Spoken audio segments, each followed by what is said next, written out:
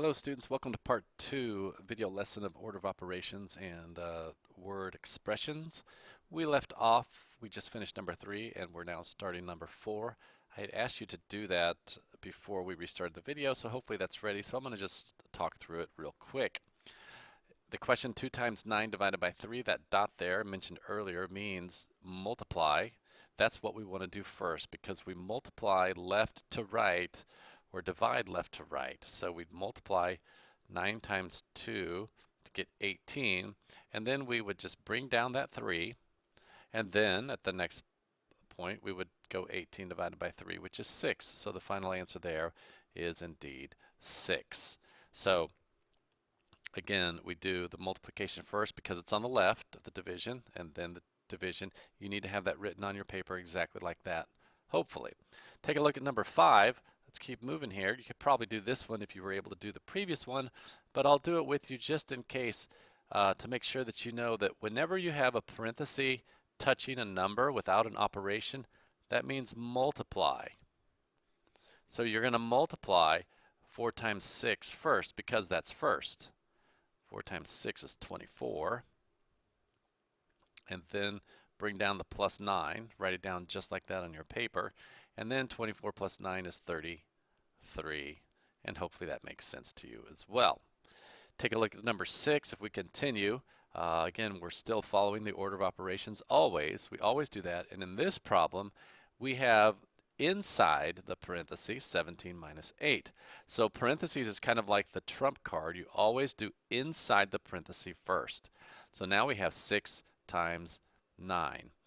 Notice I replaced the parentheses with a dot. You could have written it like this as well.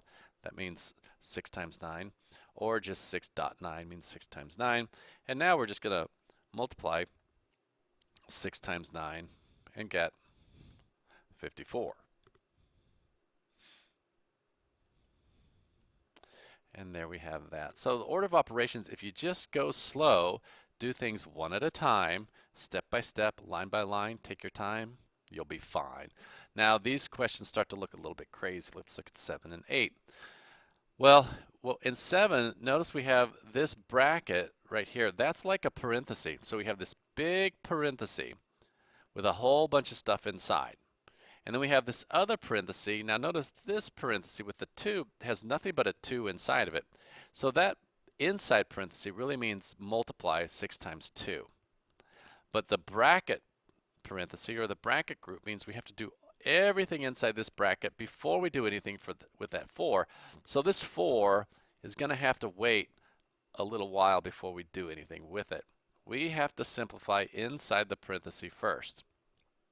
Now, because we have multiple things in the parenthesis, we have multiplication and we have subtraction. So we're going to, again, following the order of operations, it's on your paper, but I cut to a new slide. We're going to do inside the parentheses, and inside the parentheses with multiplication and subtraction, we're going to do 6 times 2 first is 12. Just do one thing at a time and it really becomes a lot easier for you. Where people struggle is when they try to think 2 or 3 steps at a time. Step by step, one thing at a time. Now this bracket, and the second line now, the bracket is a parenthesis. So we're going to have to do 12 minus 3, which is 9. But we still have this 4 out there. So it's basically like 4. Now the bracket, it can be a parenthesis or a bracket. It doesn't matter. It's just a grouping symbol. It's 4 times 9, which is 36. Right there, we have that. So it's really, really pretty simple for us if we will slow down. Now if we take a look at number 8, I actually left out a parenthesis. So there's supposed to be a bracket parenthesis here. So it should look like this, 3 bracket parenthesis 20 minus 7. So if you want to squeeze that extra parenthesis in there, you technically need it. Because now what we have is we have a parenthesis inside of another group. So it's kind of like we have 2 groups. So we have to go to the farthest inside group and do that first. We got to figure out what this 20 minus 7 is because he is sitting inside of a parenthesis. So we have to take 20, take away 7 and have 13. Now you still have this plus 1. Don't forget about that. Now you still have this bracket on the outside holding all of that stuff inside there. So this 3, he's got to wait. He's got to be really patient. He's got to wait outside until it's his turn to come in. All right, now we have 13 plus 1. 13 plus 1, that would be 14 times 3. And 14 times 3 is 42. All right, there's number 8. Number 9, moving right along, trying to keep the pace moving here so we can finish this up. Number 9, here's one. What if I had, let's say I have 5 minus 1 plus 7. Okay, I'm going to write in a couple questions here. I kind of left this open to be flexible. 5 minus 1 plus 7. Well, what would I do first? Well, addition is before here if we do the old-fashioned. But remember, with that, we have to go left to right because addition and subtraction are equal values. So we're actually going to go 5 minus 1 is 4. Add 7. 7, 8, 9, 10, 11. That makes 11 right there. Now I'm going to show you one more type of a problem that you're going to need to be able to work through. Let's say I have something like this. Let's say I have 15 minus 5 all over 6 minus 4. Now here's a crazy one here for you. This fraction, a fraction bar is basically division. Now since you have everything on top and everything written on bottom, you can rewrite the question like this. Think of it like this. 15 minus 5 in parentheses all over 6 minus 4 in parentheses. Because all you have to do here is you have to do everything on top and then everything on bottom and then simplify it. So if I go 15 minus 5, 15 minus 5 is 10. If I go 6 minus 4, 6 minus 4 is 2. And that works out to 5. So if you see a problem like this, you have to do everything on top and everything on bottom.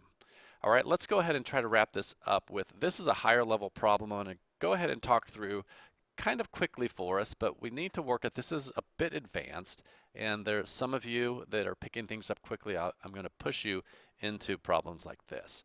This is a tour bus that costs $75 plus $6 per passenger. It says write and evaluate an expression to find the total cost for 25 passengers. Then show a table for the cost of 25 passengers, or what if you had 30, or what if you had 35 or 40. So the first part of this question says write and evaluate an expression. Okay, let's do that first. All right, expression. Well, think of it like this. You have a birthday party. You're going to rent this tour bus, go around town. Well, the cost of it is $75 plus $6 times the number of passengers. So the hashtag actually means number of passengers. All right, well, what we do in algebra, so if you had 10 passengers, you'd have to pay $6 for every passenger, but a one-time fee of $75. So basically, what you're going to pay is 75 times 6, 75 plus 6 times the number of passengers. Now, what we do in algebra is instead of writing out the word passenger, we just take one of the letters to represent that. So basically, the first answer here, the expression, is 75 plus 6 times P. That's the total cost, okay? Well, and then it says, well, how much would it be for 25 passengers? Well, for 25, we would pay $75 plus 6 times 25. Now look what we have. We have a problem here with the order of operations we'd have to figure out. We have plus and we have times. So we have to work this out. 6 times 25 is 150. And then we have to add 75 to that. And when we would do that, we would go 75 plus 150. That comes out to be 225. So here's what I'm going to do. The rest of this says to make a table. And we're going to make the table like this. Hold on just a second. I'm going to have the whole table pop up on our screen. Okay, well, I didn't have the whole table, but we want to make 3 columns. P is the number of passengers. Cost, in this column, we're going to write the expression, and then we're going to write the total here. So we already solved it for 25. So copy this down and put 25 here. The expression is 75 plus 6 times 25, and the total cost was $225. Now it says, well, what if you had 30 passengers? So what I'd like you to do is pause the video and see what you would come up here if you had 30 passengers. Okay, if you are back, hopefully you went ahead and finished this for 30. So please, if you haven't, hit pause and do that, but here it comes. For 30, you should have put 75 plus 6 times 30 is 225. If that makes sense to you, would you please write 35 and 40 here, and go ahead and solve this part here, and hit pause and come back, and I'll reveal the solutions for you. And if you're ready, here I'm going to reveal the solutions now.